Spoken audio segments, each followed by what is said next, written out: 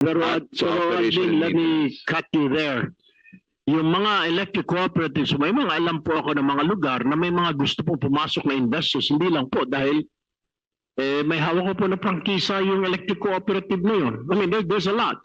I've spoken to several companies that they are very interested in joining and coming in. And fortunately, dahil may prangkisa, or the real talk, because pag-aari ng politiko, the cooperative, pag-aari ni gobernador, mayor, congressman, yun, that's real talk. Kaya, wala hong nangyayari. Kaya, pagtisa na lang natin, dahil kay Gob yan, kay mayor yan, yung ibang politiko, hindi pa nagbabayad ng kuryente. What in the world is that?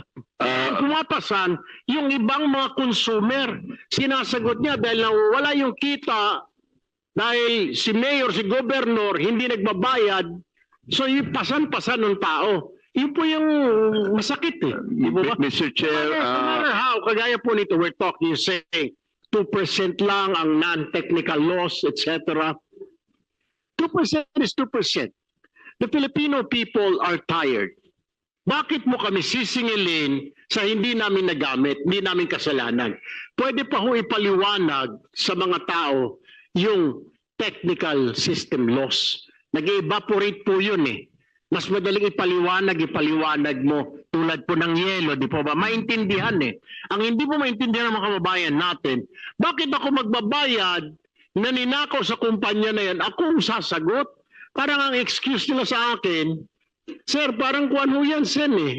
Tindahan, may pilferage po sa tindahan niya, nabulok yung kuwan, ninakaw ng may ika nga shoplifter, sa amin i-charge. That's what they cannot understand. So, sa kanila, sa atin maybe maliit. Pero yung prinsipyo ng Pilipino, bakit ako magbabayad niyan? No matter how small it is, pero yung medyo mabigat po kasi, ilalabas mo sa bulsa mo na hindi mo kasalanan, and you have to pay for it. It doesn't matter if it's 1%, 2%.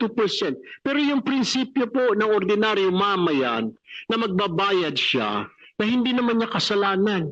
Yun po yung masakit. That's my point. And what I'm driving at, nabanggit mo kanina na ito pong mga cooperative, walang kinikita, yung mga metering, etc. I hear you.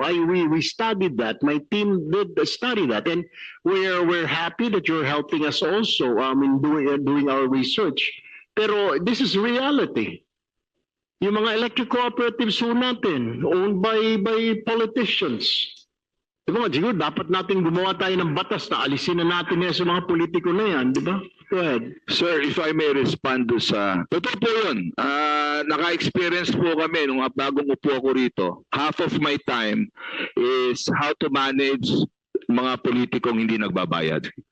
And modesty aside, Mr. Chair, pag gano'n ang sitwasyon, tinutulungan ko ang electric cooperative paano makipag-usap sa mga politiko.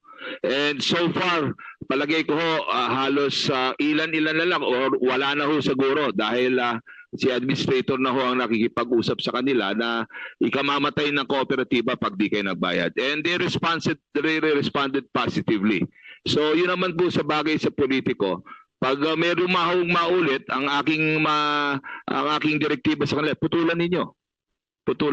And may mga politikong pinutulan namin at tatawag ko sa akin, sasabihin ko lang sa politiko, wala ho tayong magagawa yan ng polisiya. Nagbabayad naman ho. So yung mga episode na ganyan nabawasan na po. Well, next time, if you encounter that na politiko, i-report mo sa akin, isumbong mo kay Tulfo and I'll do something about it. Thank you po, Mr. Chair. Before